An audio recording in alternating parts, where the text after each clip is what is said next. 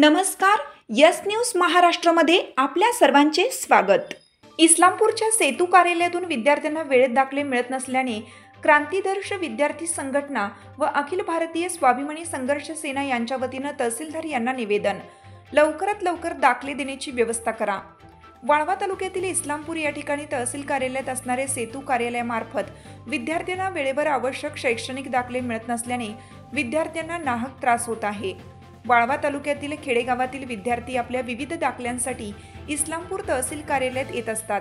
त्यामध्ये विविध दाखल्यांची मागणी विद्यार्थ्यांच्या वतीनं होत असते, पण ते दाखले वेळेत न मिळाल्याने विद्यार्थ्यांचे शैक्षणिक नुकसान होत आहे. विद्यार्थ्यांना वारंवार कार्यालयात चक्रा माराव्या लागत आहेत. या संदर्भात क्रांतिदर्श विद्यार्थी संघटना व अखिल भारतीय स्वाभिमानी संघर्ष सेना यांच्या वतीनं तहसीलदार यांना निवेदन देण्यात आलं आहे. या निवेदनाद्वारे सिद्धू कार्यालयातील दाखले देण्याची कार्यप्रणाली अधिक जलद व पारदर्शक करावी. अर्ज केलेल्या विद्यार्थ्यांना दाखले मिळवण्यासाठी निश्चित कालावधी मर्यादा ठरवावी.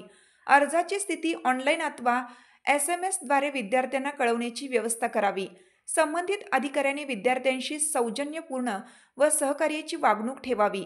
अशा विविध प्रकारच्या मागण्या निवेदनात करण्यात आल्या आहेत.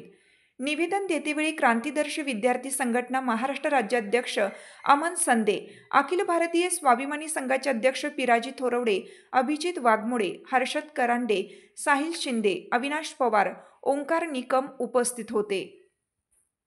क्रांतिदर्श विद्यार्थी संघटना महाराष्ट्राचे अध्यक्ष आज तहसीलदार कार्यालय इस्लामपूर या ठिकाणी आहे.